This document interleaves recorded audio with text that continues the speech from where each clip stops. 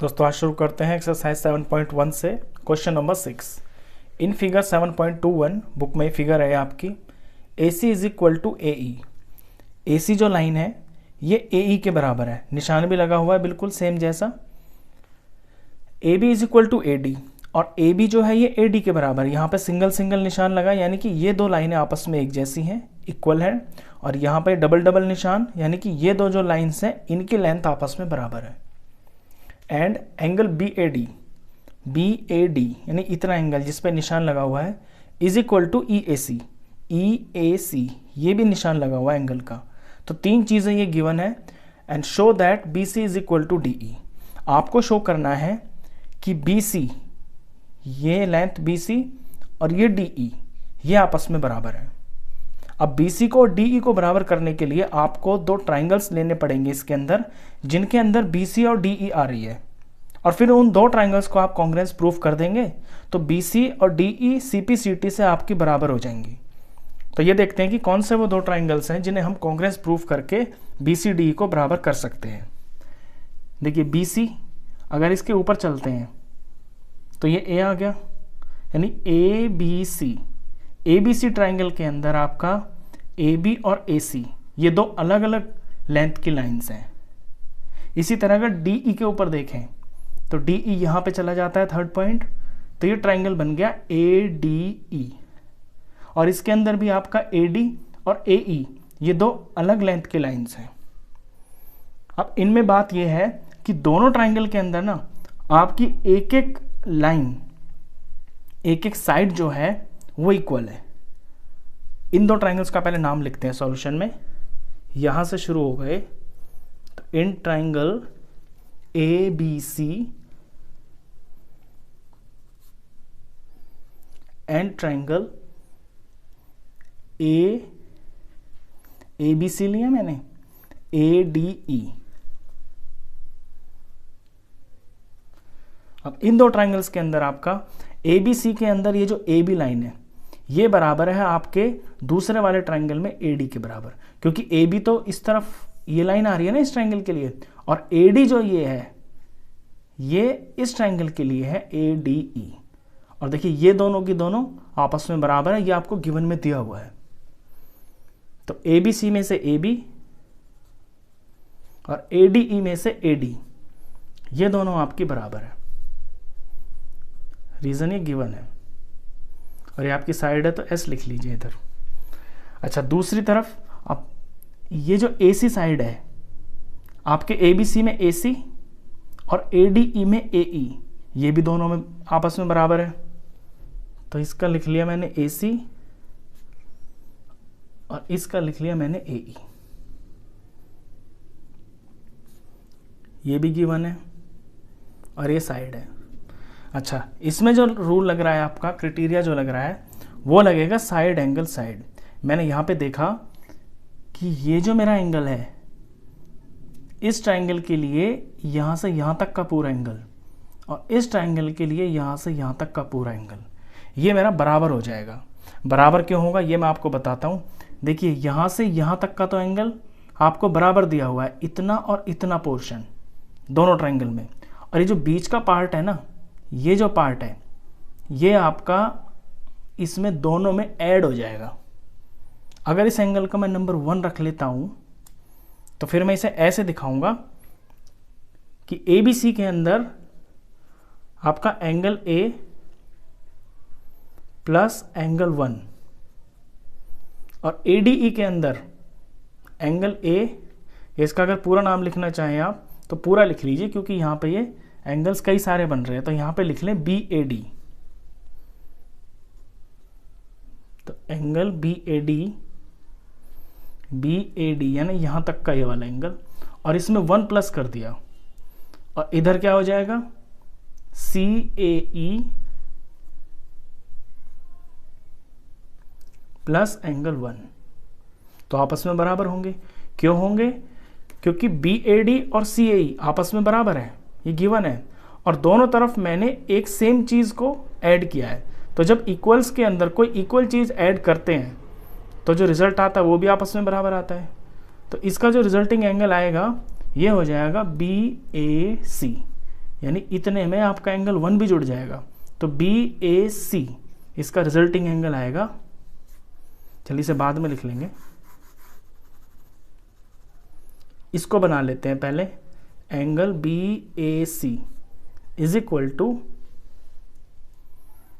और यहां हो जाएगा DAE, क्योंकि इतना तो बराबर था ही गिवन में, 1 और ऐड किया इसमें, तो यहां से यहां तक का जो एंगल बना ये DAE बन गया।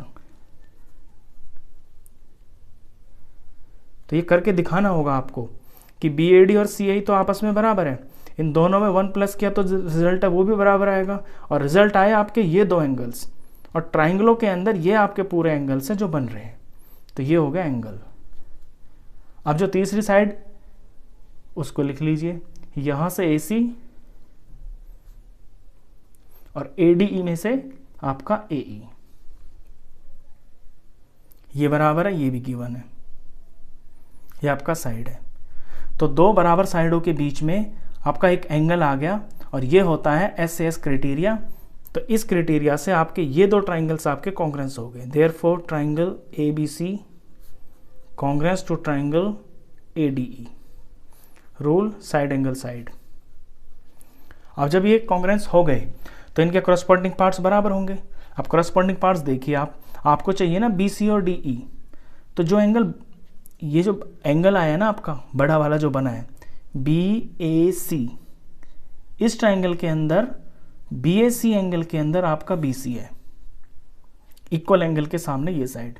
इसी तरह से DAE एंगल बराबर है, उसके अंदर आपकी DE साइड है, तो BC और DE इन दो ट्राइंगल्स की करस्पॉन्डिंग साइड्स हो गई, और क्योंकि ट्राइंगल्स कॉन्ग्रेंस हो गए तो करस्पॉन्डिंग साइड्स आपकी बराबर होंगी, तो therefore BC equal to DE। Reason में लिखेंगे CPCT, corresponding parts of congruent triangles. बस इतना सा ये क्वेश्चन था, ये हो गया शो। अब क्वेश्चन नंबर 7 करते हैं। क्वेश्चन 7 भी बिल्कुल इसी तरह का क्वेश्चन है। इस क्वेश्चन के अंदर भी आपको दो एंगल्स दे रखे होंगे, दो एंगलों के बीच में एक साइड होगी आपकी, लेकिन वो जो दो एंगल होंगे ना वो आपके इक्वल होंगे, लेकिन जो ट्राइंगल्स के अंदर एंगल यूज होंगे उसमें आपको एक एंगल, कॉमन एंगल प्लस करना पड़ेगा। पहले क्वेश्चन पढ़ते हैं इसको अच्छे से। AB is a line segment, देख रहे हैं आप AB एक लाइन सेगमेंट है, and P is its mid point, और P इसका मिड पॉइंट है। D and E are points on the same side of AB। D और E AB के A की तरफ दो पॉइंट्स हैं, सच दैट इस तरह से हैं कि एंगल BAD, जो BAD एंगल बन रहा है, ये निशान भी लगा हुआ है, is equal to angle ABE। ये एंगल ABE के बराबर है। निशान पे ध्यान दें आप, दोनों तरफ एक जैसा निशान लगा है, ये निशान से ही देख के पता चल जाता है कि इसमें कौन से एंगल्स आपके बराबर है। आगे भी है, and EPA is equal to DPB। EPA, ये जो मैंने रेड मार्क किया हुआ है डबल लाइन से, ये वाला एंगल आपका बराबर है DPB, इधर वाले ये इस एंगल से। तो ये चीज़ें तो इसमें आपको गिवन दे रखी हैं। AP और PB ये आपके बराबर होंगे क्योंकि P मिड पॉइंट है, तो सारा गिवन हो गया।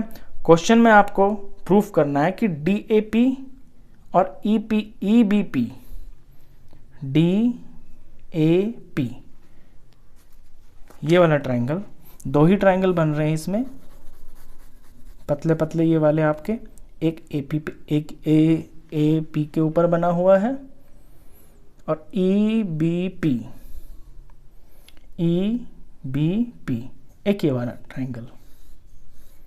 तो जो पूरा मैंने शेडेड किया है इस वाले को, और ये जो मैंने ब्लैंक छोड़ा है, इन दो ट्राइंगल्स को आपको कॉन्ग्रेंस प्रूफ करना है।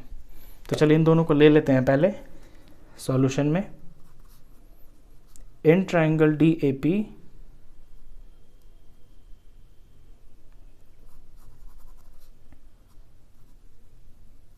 एंड ट्राइंगल EBP क्या क्या बराबर दिख रहा है हमको। DAP के अंदर ये एंगल A और EBP के अंदर एंगल B, ये दो एंगल आपस में बराबर है, तो लिखते हैं एंगल A, इसका एंगल A इसके एंगल B के बराबर हो।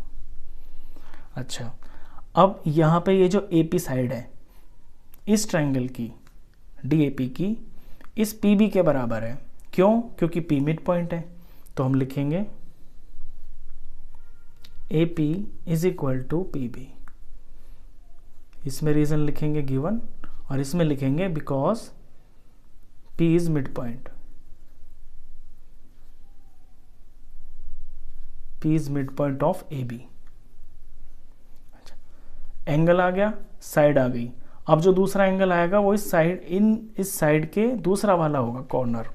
अब इसमें ध्यान से देखें आप, एंगल, साइड और ये एंगल, ये जो एंगल आपको दिख रहा है ना रेड, जो गिवन है बुक के अंदर, इससे आपकी बात नहीं बनेगी, क्योंकि इस ट्रायंगल के अंदर DAP के अंदर आपका एंगल यहाँ से यहाँ तक बनेगा, और ये बराबर होगा, इसके बराबर होगा इस वाले के, यानी EPB।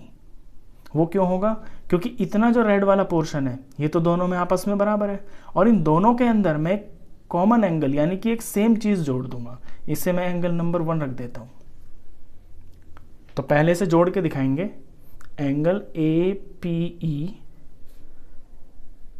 बराबर है DPB के।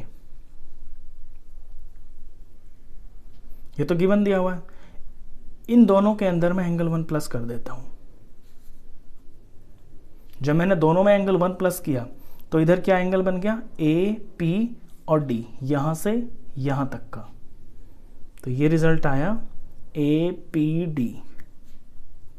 और इस तरफ क्या रिजल्ट आएगा, BPD तो इक्वल दे रखा है रेड वाला पोर्शन, इसमें एंगल 1 और जोड़ दिया, तो यहां से बना BPE या EPB।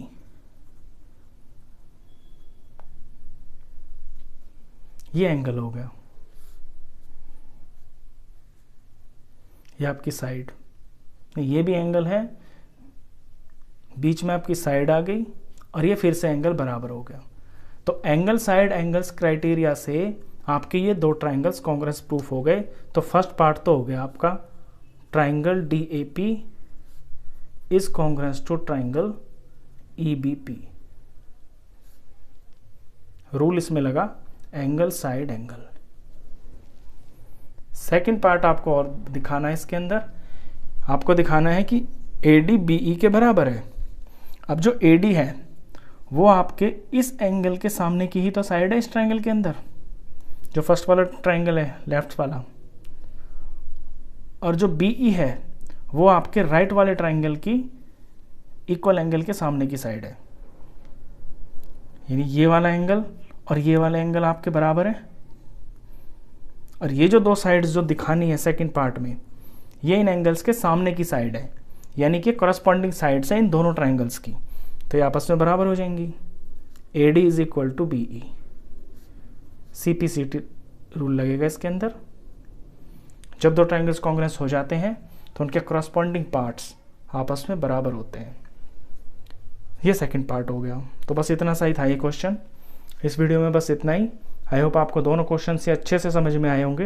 वीडियो अगर अच्छा लगा हो तो प्लीज़ से लाइक करना, क्लासमेट्स में शेयर करना, और 9th क्लास का कंप्लीट मैथ्स पढ़ने के लिए आप इस चैनल को भी सब्सक्राइब करना। Thank you.